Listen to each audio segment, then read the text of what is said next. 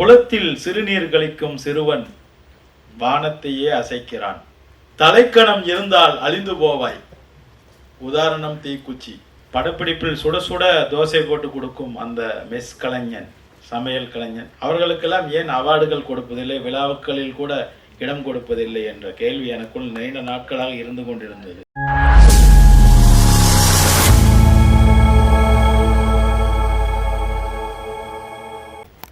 கதை ஆசிரியர் அவர்களுக்கும், சென்ற அண்ணன் லேகா தலிகான் சார் அவர்களுக்கும், அமர்ந்திருக்கும் அண்ணன் பிரபாகரன் சார் அவர்களுக்கும், மற்றும் உள்ள என்னுடைய குடும்ப உறுப்பினர்கள், மூத்த திரைப்பட கலைஞர்களாக இங்கு அமர்ந்திருக்கும் அனைவருக்கும் என்னுடைய வணக்கங்கள்.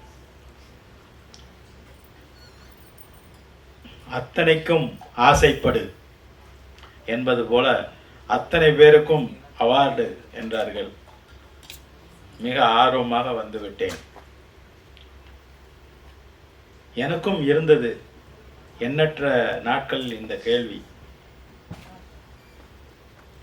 படப்பிடிப்பில் சுட சுட தோசை போட்டு கொடுக்கும் அந்த மெஸ் கலைஞன், சமையல் கலைஞன், அவர்களுக்கெல்லாம் ஏன் அவார்டுகள் கொடுப்பதில்லை, விழாக்களில் கூட இடம் கொடுப்பதில்லை என்ற கேள்வி எனக்குள் நீண்ட நாட்களாக இருந்து கொண்டிருந்தது. 24 கிராஃப்டில் அவர்களும் தானே இருக்கிறார்கள் என்று நினைத்து கொண்டிருந்தேன். சண்முக சுந்தரம் சார் இதெல்லாம் கேட்கணும். இப்பொழுது இவர்கள் சொல்கிறார்கள் 36 விருதுகள் என்று. அத்தனை பேருக்கும் விருது, 36 விருது. அப்ப 24 கிராஃப்டுக்கு தாண்டி இன்னும் ஒரு 12 கிராஃப்ட் இருக்கா நமக்கு தெரியாமையே அப்படிங்கிற ஒரு கேள்வி மறுபடியும் எழுந்தது. சரி, அதையெல்லாம் இணைத்து மறுபடியும் கொண்டு வந்து விடலாம். சண்முக சுந்தர் சார் யோசிக்கிறாரு. மிகுந்த சந்தோஷம். இந்த மேட் மேக்ஸ் 2024 ஷார்ட் ஃபிலிம் அவார்டுக்காக ட்ரீம்ஸ் மீடியாங்கிற நிறுவனத்தை நாம் இன்னைக்கு அறிமுகப்படுத்த இங்கே வந்திருக்கோம். உங்களுடைய அழைப்புக்கு மிகுந்த நன்றி. யாம் பெற்ற சினிமா பெருக இவ்வையகம் அப்படிங்கிற ஒரு சிறு குரல் எப்பொழுதுமே என் மனசுக்குள்ள ஒலித்து கொண்டிருக்கும். அதுதான் என்னுடைய திருக்குறள் கூட. நமக்கு கிடைச்ச சினிமா எல்லாருக்கும் கிடைக்கட்டும், நாம பெற்ற இந்த சினிமாவின் வளர்ச்சி எல்லோரும் பெறட்டும் அப்படிங்கிறத நான் எப்பொழுதுமே கனவுல கூட தூக்கத்துல கூட செய்வேன். அப்படி இங்க எல்லோருக்கும் ஒரு வாய்ப்பு வரும் அப்படிங்கிறத கண்டுபிடிச்சதுனால நான் ரொம்ப தூரத்துல இருந்தேன். எல்லோருக்கும் ஒரு வாய்ப்பு வர ஒரு ஃபங்க்ஷன் நீங்க வந்து சொல்லணும் சார்னு சொன்னதுனால ரொம்ப பொறுப்போட இரவோட உடனே வந்துட்டேன் ஊர்ல இருந்து. ஷார்ட் ஃபிலிம்னா ஹைக்கூ கவிதை அப்படின்னு சொல்லி ஒரு கவிதை சொன்னாங்க அகிலா. புரிஞ்சிருச்சான்னு வேற கேட்டாங்க. இதையே இன்னும் கொஞ்சம் அழகா நான் ரொம்ப முன்னாடியே படிச்சிருக்கேன். இது எல்லாருக்கும் புரியும். குளத்தில் சிறுநீர் கழிக்கும் சிறுவன் வானத்தையே அசைக்கிறான். இதுதான் ஹைக்கூ.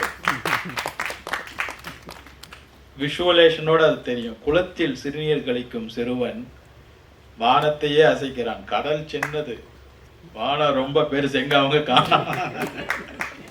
கடல் பூமியில் இருக்குது, வானம் அந்த பூமியை மாதிரி எவ்வளவோ பூமிகளையும் கிரகங்களையும் வச்சிட்டு இருக்கு. தலைக்கணம் இருந்தால் அழிந்து போவாய். உதாரணம் தீக்குச்சி. இதெல்லாமே அந்த நீண்ட நெடுங்காலத்திற்கு முன்பே இவைகள் எல்லாம் 35 வருஷத்துக்கு முன்னாலேயே. அப்ப ஏதாவது ஒரு நல்ல கருத்து எழுதிட்டு ஒரு சீன பழமொழி என்று சொல்லி விடுவார்கள். ஏன்னா தமிழ்நாட்டு பழமொழினா யாரும் படிக்க மாட்டாங்க. சீன கவிஞர் எழுதியது என்று நம்மூர் கவிஞர்களே எழுதி போட்டுருவோம். அந்த மாதிரி காலத்துல வந்தது இதெல்லாம்.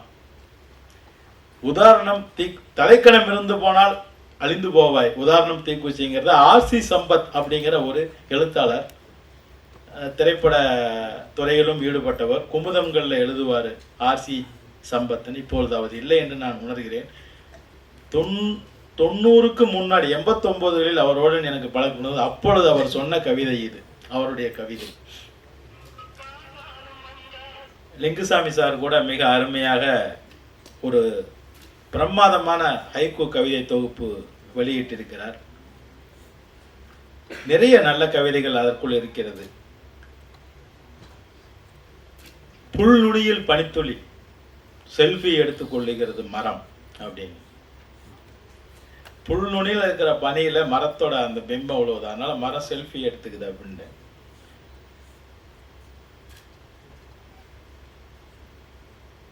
எவ்வளவு தடம் பதித்தாலும் அடுத்த அலைவரை தான் அப்படின்னாரு. மிகப்பெரிய கவிதை இது, சாதாரண கவிதை இல்லை. எவ்வளவு சாதனைகள் நாம பண்ணியிருந்தாலும் ஒரு சின்ன அலைக்கு அப்புறம் அந்த சாதனை சினிமாவில் காணாம போயிடும், அடுத்த சாதனை வந்துவிடும். ஆனாலும் நம்ம தொடர்ந்து அதை செஞ்சுக்கிட்டே இருக்கணும். இன்னைக்கு கூட மிக சிறந்த நாள். சிறு மலை, ஒரு ரயில், 2 மனிதர்கள், ஒரு ஸ்வெட்டர், அதுல ஒரு சின்ன தாமரை, காதல் கோட்டை 28வது வருடத்தில் பயணித்துக் கொண்டிருக்கிறது. இன்னும் தொடர்ந்து இன்றைக்கு அது வெளியான நாள். எல்லாரும் நிறைய அதை பதிவிட்டு கொண்டே இருக்கிறார்கள். எனக்கும் வந்தது.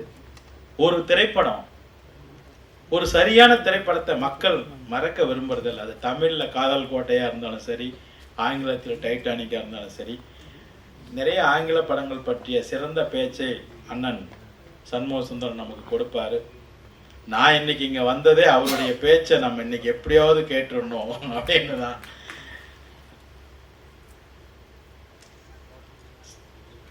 அவருடைய பேச்சுக்காகவும் மற்றும் இங்கு வந்திருக்கும் அனைவருக்கும் என்னுடைய வாழ்த்துக்களையும் வணக்கங்களையும் தெரிவித்து, இந்த ஷார்ட் ஃபிலிம் அவார்டை நீங்க மிக அழகா சிறப்பா பண்ணுங்க.